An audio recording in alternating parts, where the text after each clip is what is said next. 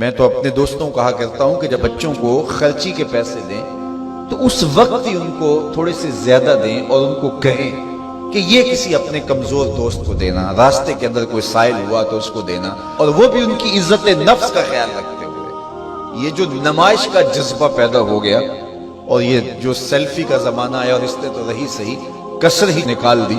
وہ کسی زمانے میں کہتے تھے نیکی کر دریا میں ڈال، اور پھر وہ زمانہ آیا کہ نیکی کر اخبار میں ڈال، اور اب ہے نیکی کر فیس بک پہ ڈال۔ اب تو وہ تقوی، وہ جو للہیت، وہ تو ختم ہی ہوتی چلی جا رہی ہے۔ آج کل وہ اجتماعی شادیوں کا ایک رواج پیدا ہوا۔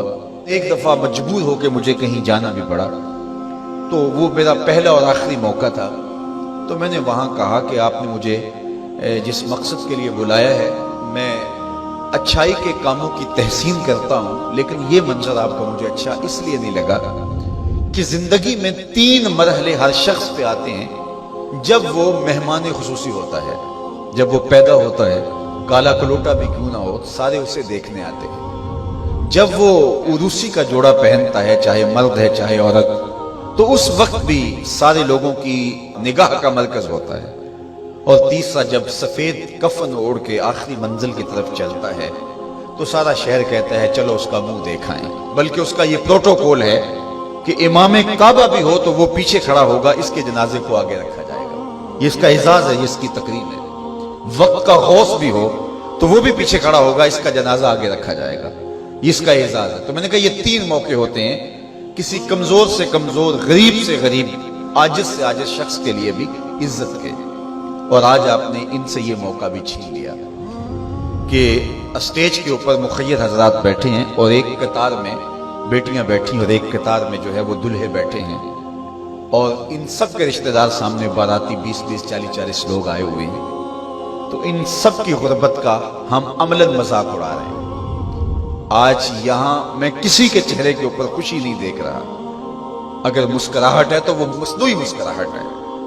کاش کہ ان کے ماں باپ کے گھروں میں جا کر کے تنہائی کے اندر ان کی مدد کرتے، اور یہ بیٹیاں اپنے گھر سے نکلتی اور ماجرا ہوتا۔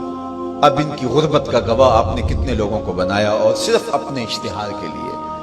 تو یہ مزاج پیدا کریں، عزت نفس نہ کسی کی مجروح ہونے دیں۔ سب سے قیمتی شے انسان کی عزت ہوتی ہے۔ کبھی آپ نے دیکھا ہو بارش پڑی ہو اور کیچڑ ہو اور کوئی بندہ پھسل کے گر جائے تو وہ بعد میں دیکھتا ہے کہ مجھے چوٹ آئی ہے کہ نہیں، پہلے یہ دیکھتا مجھے کسی نے دیکھا تو نہیں۔ اس کا مطلب یہ ہے اس کو اپنی جان سے عزیز اپنی عزت ہے۔ تو مت کسی کی عزت پہ انگلی اٹھائیں، مت کسی کی تذلیل کا سبب بنے، مت کسی کی رسوائی کا ذریعہ بنے۔ لوگوں کو عزت دیں۔ جب تک غلامی موجود رہی، حضور نے فرمایا کہ جو خود کھاتے اسے کھلاؤ، جو خود پہنتے اسے پہناؤ۔ تو تمہارے بھائی لگتے ہیں، ان کے ساتھ حسن سلوک کرو۔ جبکہ وہ آقا کا جوتا بغیر اذن کے چھو لیتے تھے تو آقا اس پہ بھی کوڑے مارتا تھا، لیکن میرے حضور علیہ الصلوۃ والسلام معراج سے واپس پلٹتے اور کہا بلال تو کون سا نیک عمل کرتا ہے، میں نے جنت میں تیرے قدموں کی آہٹ سنی ہے۔ کیا خیال ہے ایسے ایک جملے نے دور غلامی کی ساری تھکن اتارنے دی ہوگی، اور غلام فرش اٹھ کے فراز عرش پہ نہیں پہنچ گیا ہوگا؟ یہ عزت دی ہے۔ علامہ اقبال علیہ رحمہ نے وہ جو ابو جہل کا کعبے کے پردے کو پکڑ کے زاروں کے تار رونا ہے اور حضور کے خلاف رب سے شکایت کرنا ہے، وہ لکھا ہے۔ تو اس میں جو شکایتیں لگاتا ہے ابو جہل کعبے کے غلاف کو پکڑ کے، تو اس میں ایک شکایت یہ لگاتا ہے کہ از محمد سینہ ما زار زار، ہمارا سینہ بڑا دکھی ہو گیا ہے، اس شخص نے تو ہمارے نظم کو خراب کر دیا ہے۔ با غلام خیش بر یکخان نشست، یہ جو دین لے کر آیا ہے اس دین کے اندر یہ سبق ہے کہ غلام اور آقا ایک دسترخوان پہ بیٹھیں گے، اور اگر غلام اور آقا ایک دسترخوان پہ بیٹھ جاتے ہیں تو پھر کہاں گیا ہمارا قریش کا سردار ہونا؟ تو یہ تو ہمارا سب سسٹم تلپٹ ہو جائے گا۔ لیکن میرے حضور یہ دین لے کر آئے تھے، انسان کی بنیادی عزت کو بحال کرنا تھا۔